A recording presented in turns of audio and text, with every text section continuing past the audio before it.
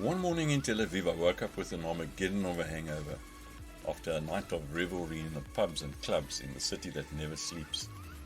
Tel Aviv, also known as the Big Orange, is the Big Apple of the Middle East. It has been voted one of the party capitals of the world next to Cancun and Bangkok.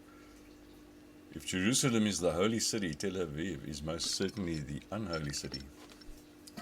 Every vice imaginable is available, from Eastern European and Russian hookers plying the oldest profession on the streets to drugs and sex on the beach with the fresh out of college backpacker of your choice, from the country of your choice. You can be in Paris one night and Toronto the next. They're all there to party. A word of warning to the wise here: send your sons there, not your daughters. For me, getting some kosher homegrown tushy was the ultimate prize. You know, that 7 years good luck thing. But it requires patience and skill. Israeli girls are tough cookies and very selective. So given my hungover condition, I decided that a relaxing trip in an air-conditioned bus would be the best way to least exert myself that day. The reason I picked Armageddon should be obvious. Who else will ever be able to say that they took a bus to Armageddon? The thought that God planted that thought into my mind to punish me for my sins in Sin City the previous night has crossed my mind subsequently. I bet not many of you knew there was a place called Armageddon out there. It's in Israel, northern Israel. I didn't know until that morning either. It is now preserved as a national park and UNESCO World Heritage Site. It is called the Hill of the Ruler, which strikes me as a bit of an oxymoron, considering the fact that 26 cities and 26 rulers have perished there. It's little wonder that the real estate market there dried up. Ticket to Megiddo, I told the lady at the terminus kiosk. She looked bemused.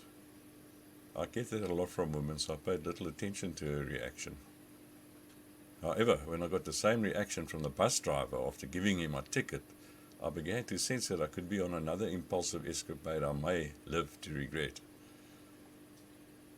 After about an hour, the bus stopped in the middle of nowhere. The only thing there was a tiny bus stop.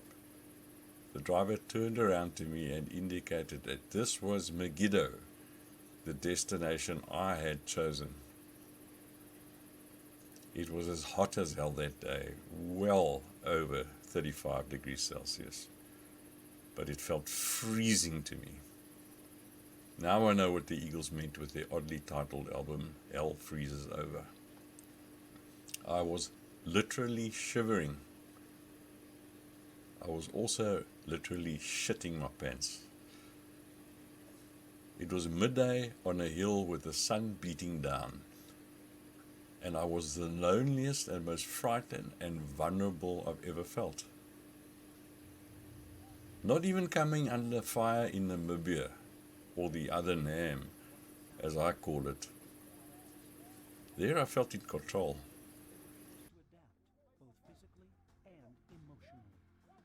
Since then, I've often thought about the Bible talking about we wrestle not against flesh and blood, but against principalities and powers.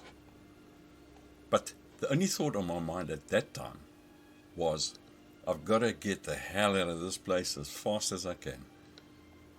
The silence was deafening apart from the whoosh of the occasional passing vehicle. All I could hear was my heartbeat and the blood coursing through my bruised and battered brain. I crossed the road to the bus stop on the other side, praying for the next bus back to Tel Aviv to arrive, like a Pentecostalist prays for the Messiah to return. Only I meant it. I was one for 8 years. I know what I'm talking about.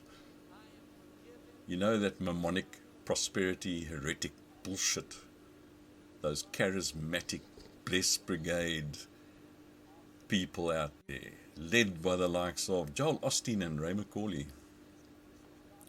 Well, let me tell you something about Joel Osteen. I think you should know. He needed a $250 million yacht to minister to his people. And he called it, wait for it, blessed. And good old Ray McCauley. He's been busted with whores and drugs so many times he makes Charlie Sheen look like a saint. He was the landlord of the infamous White House Ranch in Randburg, where girls worked as strippers and prostitutes, having had their passports confiscated. What a lovely guy. I know the word mammonic does not exist, but it should. Mammon being the worship of money. Listen to this money-worshipping pulpit pervert and his clonebot Stepford wife. Clonebot is another word I think ought to exist. Victoria and I want to wish you a very happy new year. We love you, and we're believing that 2022 is going to be an awesome year for you and your family, a blessed year, a productive year. The scripture says God will crown the year with a bountiful harvest. That's what we're believing for you. Not a get-by year, but a... Yes, Joel, provided Armageddon doesn't start this year. After my unnerving trip to Armageddon, little did I know that I was just days away from another, even more bizarre experience. Have you ever heard of the Holy of Holies? I hadn't until I found myself standing there, once again in a dreadfully hungover state. And what happened there is undoubtedly the most profound experience I've ever had. I will tell that story in the next video. All of these stories are in my book, but since nobody reads anymore, I've decided to narrate them like this instead. There are 26 stories in all, and all of them are 100% true. From my encounters with Deepak Chopra, Sylvester Stallone, and PW Botha on Election Day in 1994, to my bizarre friendship with Yuri Ulianitski, the infamous Russian gangster, and how I almost got caught up in the crossfire that fateful night he was gunned down in Cape Town. Nothing in life is random, and that will become apparent to you as you follow these crazy stories. So until the next one, keep your wits about you and never ignore your gut instinct. It is never wrong.